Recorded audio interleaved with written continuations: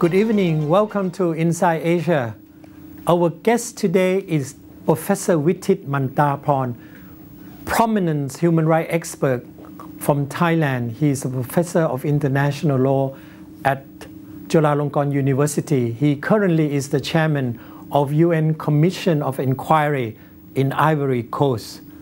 In the past, he served as rapporteur for North Korea and the sales of children.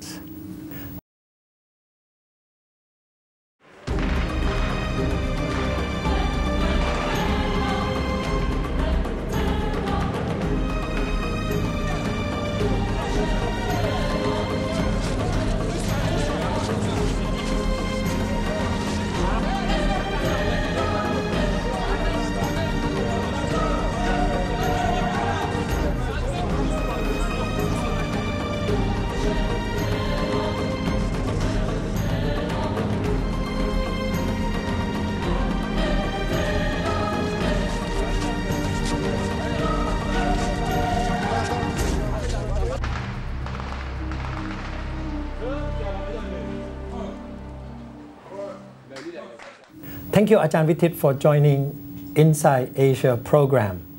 You have been working as a great advocate for human rights, not only in Thailand, not only in the region, but also in the world. Tell me, what really are factors that inspire you? It's very simple, really. When I was an adolescent at school, I was doing some voluntary work, cleaning windows, doing gardening for senior citizens. And I had this idea that pro bono work, voluntary work, was really good to educate me, good for my humble soul and so on. So that was really the inception of the inspiration that I had from working with people. And then when I came back to Thailand and started to teach over 30 years ago, one of the first activities was to go out to village areas in northeastern Thailand with the students to do voluntary work, what we call summer camps, building villages, schools, roads with village people, doing some legal education training as well, and learning from the field really, and then trying to respond to it as best I could. And then I started to write more in the English language, in the Thai language and so on. And that's how it grew. I started to do more work by the border with refugees. I started to write on refugees. The UN became interested. So I kept on being asked and I kept on writing. So it was a continual flow of sort of action or acts and learning and then sharing and then advocating and then communicating really. So using the law as a means to an end. So it's become a non-ending process of probing and more probing of human rights. In this case, of course, you're looking for violations and how ways to protect it? In fact, I think one tends to see oneself in this capacity as a student of life and at the same time as a catalyst of the information received. So what I do, even though I'm trained as a lawyer, I try to communicate that information to propel change. And I do that by communicating through various channels. I do academic work, I do training, I write for newspapers, I help the UN, I do local help, providing local help in southern Thailand and so on. So there's a variety of channels and ways of communication to use that information as a process of empowerment, to call for change and to show a preferred way to develop. So I wrongly identifying you as a human rights campaigner. You actually are a human rights educator. And UNESCO recognizes that, right? First and foremost, my profession is to be a teacher. Yes, and I'm very proud to be a teacher at Chulalongkorn University. I'm a professor of law there at the law faculty. And I'm very proud on behalf of all the human rights people that the award for Human Rights Education Prize of 2004 came, not to me necessarily, but through me to recognize the work of human rights workers, advocates and implementers at the local level. I see. So you have this grassroots experience, you have regional experience and global experience. Can you give me some gist, the elements of human rights that are the concerns of all? I mean, you know, the villagers, the people in the regions, you know. Can you give me 3 things that you think are important that strike you the most? Oh, very simple. It's about life, living, and the consequences of life and living. And usually it's about power and the abuse of power against people. That's when violations take place. Basically what we try to do through human rights education, advocacy and protection is to build the checks and balances against abuse of power. And one of the checks and balances is to have a good law, for example, prohibition of violations, for example. But ultimately, what matters is implementation. And no matter how many laws you have, the crunch is really the practice and the mindset and the behavior that pertain to the implementation of those human rights principles. So is administration of justice that important? In part. In part. But how about the overall political environment? Can, people always argue democracy can provide a protective mechanism on human rights better than a closed society, better than the dictatorial regimes. Human rights go with democracy, and those two go with peace, and go with human security, and go with sustainable development. For most of us, democracy should mean broad-based participation, but sadly, some people on earth do not respect that. And in that perspective, people's participation also means that the majority has to bear in mind the rights of the minority. Of course. And that's where human rights come in, because even if you have a democratically elected government, which is a majority rule, so to speak, we still need to nurture response and respect of the rights of minorities, for example, in terms of their culture, language, etc. So they blend together, even though human rights and democracy are not necessarily the same, but they are complementary. But in certain countries where you have one-party rule, when you have regimes that have been in power for many years, they have argued convincingly that they have protect the human rights, particularly the right to development. What is your say? Well, even if you have an undemocratic regime, it doesn't mean that it violates all human rights. Correct. It may be favorable towards, and it may be very much supportive of various rights, but not the totality of the rights that we're talking about. What do I mean? Undemocratic regimes are usually quite favorable to economic rights. Correct. Such as the right to food, right to a certain standard of living and so on, at least outwardly. But they're not favorable towards civil political rights, such as freedom of expression, freedom of peaceful assembly, which are at the heart of democracy. But from a wholesome, holistic perspective, of course, the human being wants both. We want the right to eat, we want the right to food, and we want the right to comment on the food, and the right to eat, so to speak, to comment on that right to eat. And I also joke that the undemocratic regimes like rice, but they don't like rights writ large. So we need both rice and rights. Not lice. Not lice, not lice. That would not be nice. That would not be nice. Now tell me, it's very interesting because in certain countries, certain human rights are given full protection. In certain countries, certain rights were also given full protection. How can you explain this kind of discrepancy? Why can't we address human rights in its totalities? Even the developed countries that are seen as exemplary have human rights issues and problems and challenges. So no country is perfect. They can all improve. However, some countries have more issues and problems than others. I would say even in developed democratic countries, they have issues concerning minorities, concerning migrants, concerning how they treat refugees. And I'm quite critical of several developed countries that are abusive towards the rights of refugees, for example, while I recognize, of course, their progress on other fronts. While, of course, some developing countries do very well on other fronts, and having also the challenges such as aspects of non-democratic rule, aspects of civil liberties and freedoms not being respected and so on. So it just depends on what we're talking about, really, in regard to which country. And we tend to look specifically at issues rather than generalizing on these issues. In your educations on human rights, do you often mention certain case, certain country for their exemplary human right protections and respect? Can you name that one? I hope it's not a secret thing.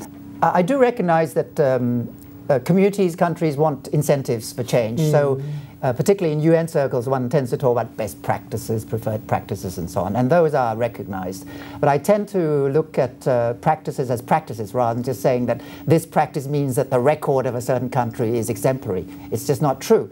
It may mean that a certain practice provides a certain example of how a country conducts itself, but that does not mean that the whole country is exemplary on all fronts. I see. So there are various ways to protect human rights.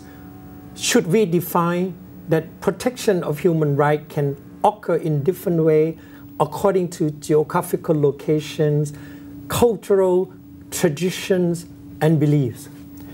The universal aspects of human rights are really those standards Yes. that pertain to all countries, while being respectful of the diversity of peoples. We're not expecting everyone to be the same, even though the rights are the same, or should be the same. True. And when we come to the cultural angle of regions and countries, of course, people who advocate human rights are respectful of those cultural practices and the countries that abide by universal standards and using local cultural inputs as an enrichment of those international universal standards.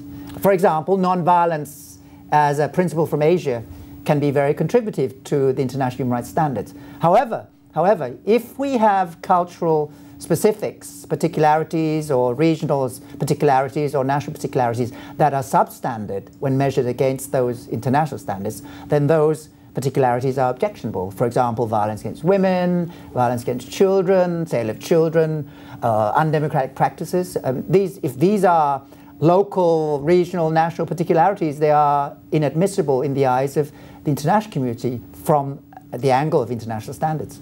But there are practices that go against international law all the time. Absolutely, and that's why we need monitors, we need assessment to expose these practices and to dialogue with these countries at one level. And ultimately, if they're very serious violations, leading to crimes against humanity or war crimes, then accountability at another level arises in terms of international responsibility. Universal Declaration of Human Rights is over 60 years old, but yet implementation is not quite satisfactory, from the point of view of United Nations. Why is that? Universal Declaration of Human Rights was adopted by the General Assembly in 1948, and basically it's a sort of collection of statements, if you like, at that time concerning what the rights are for everyone. Right to life, right to freedom of association, freedom of expression, and so on. And those rules, so to speak, in terms of norms, are acceptable and accepted, at least nominally, by all countries. However, it's the practice that is amiss or remiss in many situations. For example, extrajudicial killings, torture, and so on. All those are prohibited. We have a right against these practices, and yet these practices happen in many countries worldwide. And that's why we need a series of measures comprehensively to try to prevent these malpractices as well as to nurture good practices.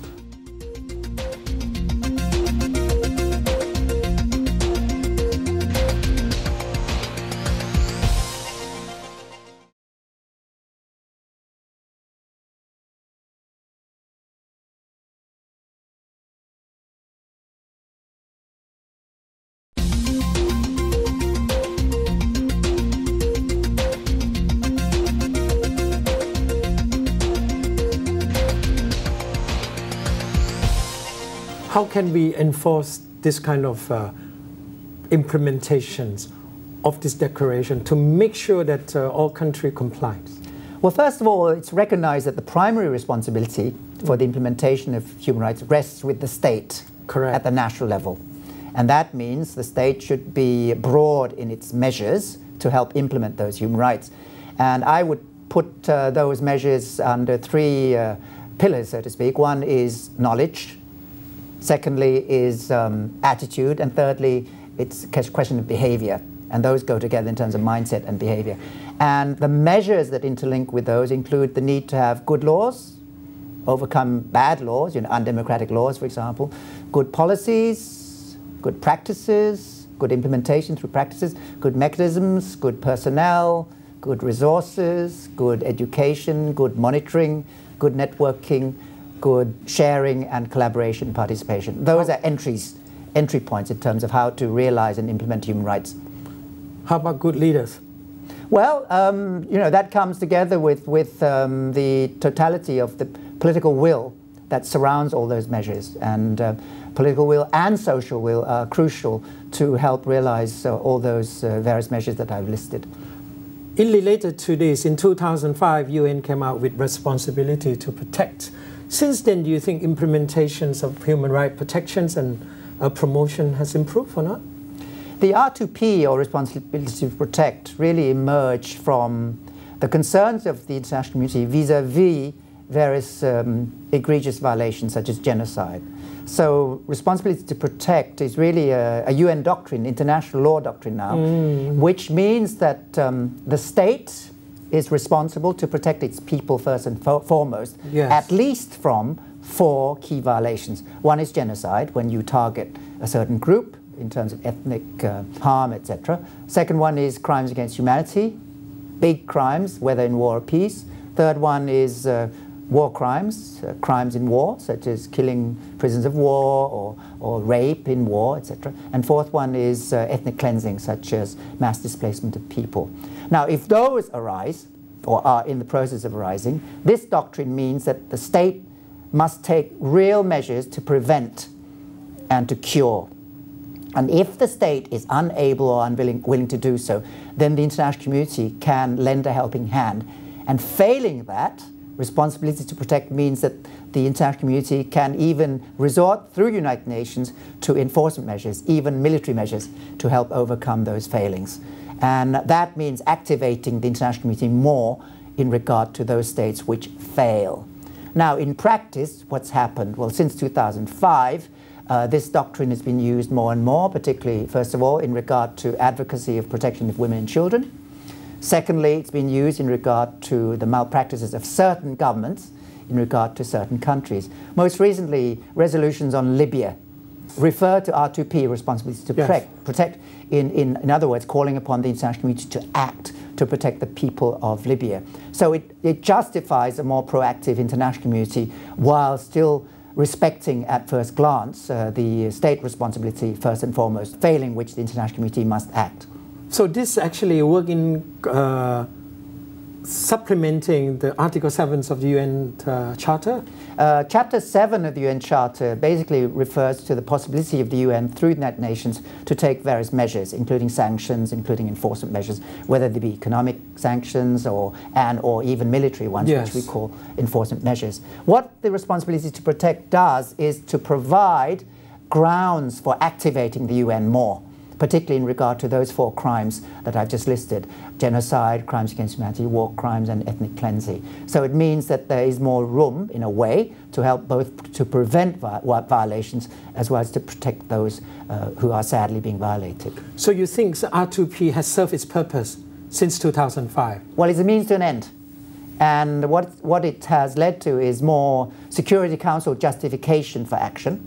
And of course, Security Council of UN is the primary organ in terms of international protection, because it's the only one that can sanction, it's the only one that can impose military measures on countries. So it is very important to help justify actions to protect people. You are chairman of UN Commission Inquiries of Ivory Coast. Give me some idea, the scope and the difficulty of your work to dig deep into the truth that happened so far away from Thailand? Well, it was first of all a great honor and a challenge to be asked to be chairperson of the UN Commission of Inquiry on Human Rights Violations in the Ivory Coast. This happened early this year. I was a bit surprised. I was sitting in my office. Somebody rang up and said, would you like to be on this UN Commission of Inquiry? And I responded almost in a nice, knee-jerk way by saying, yes, I would, because I believe that developing countries should help developing countries. And since I'm from a developing world, the opportunity to help Africa was a great honor and a challenge, and I was very happy to do so. And then suddenly, when the news came in terms of the actual appointments, I found myself as chairperson. So what happened was I was asked to undertake this task in real terms of having to go to Africa, to the Ivory Coast. So I spent a whole month there in May. And then our immediate mandate or remit was to produce a report for the UN Human Rights Council in Geneva within about 7 weeks. So that was about 4 weeks plus field work, and then 1 to 2 weeks actual report writing in Geneva. But and you finish it, you must be a Superman. Well, no Superman. I mean, it was a credit to everyone involved. But basically the commission itself comprised 3 people. Myself as chairperson from Asia, and 2 Africans, Ms. Skanzu from Benin and Mr. Baldo from Sudan. And then we had a technical team of 12 UN staff, very capable from all over the world. So these 15 people had to work in the Ivory Coast to assess the situation, to have access to witnesses, hundreds of witness interviews, etc., as well as do field work.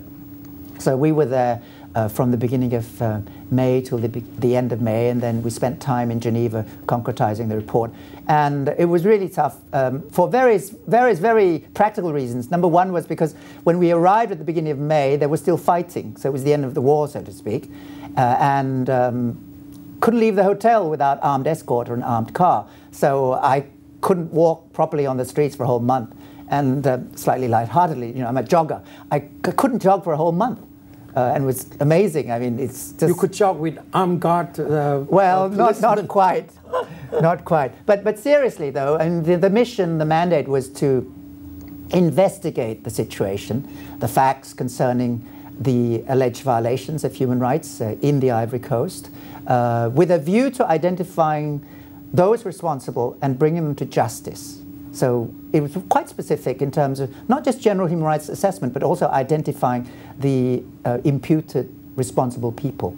And the mandate was really to cover the situation from the end of November till at least the end of our presence, which was the end of May, and to do a report back to the United Nations. And this was very much to do with violations that took place as from the end of the second round of presidential elections in the Ivory Coast, where the old president who lost by the name of Mr. Gbagbo refused to yield. And so subsequently troubles began again, and then a sort of civil war also came into being, and lots of violations, lots of killings and so on, until the new president, President Ouattara, came into power later during the period of 2011. As an Asian, to chair this UN commission, did it make your job easier or more difficult? Well, I'll be very honest. I hadn't done a UN commission inquiry for the UN before.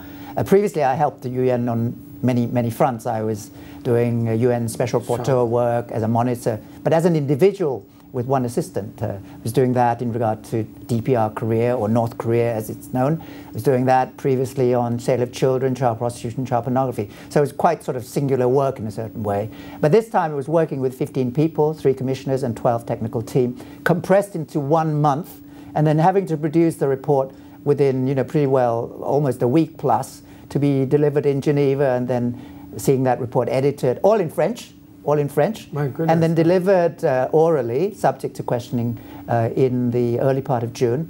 And even though it was very tough initially because of field work there at the end of the war, and also being sort of very cloistered in a way because you couldn't walk around on the streets. But doing it, and you know, in time, and I'm very happy we did it in time. So the deadline was really one Sunday, and we finished 9 o'clock the Saturday before. And then when it was delivered in the UN Human Rights Council, it was a very smooth process whereby all countries were very agreeable to our report, and the report was really to help the people of the Ivory Coast. So I was very happy to be able to do that, and when it was a smooth process, very supportive in the UN subsequently. That was a real blessing, particularly to help the people of the Ivory Coast. And there was a subsequent resolution in June last month, which accepted our report and thanked us, and then followed our recommendations as well as follow-up process. So it was really a great feeling at the end of this process to feel a certain outcome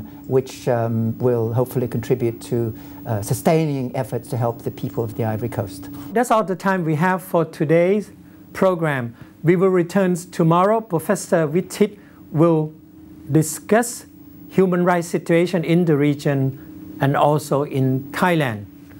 Good night. สวัสดีครับ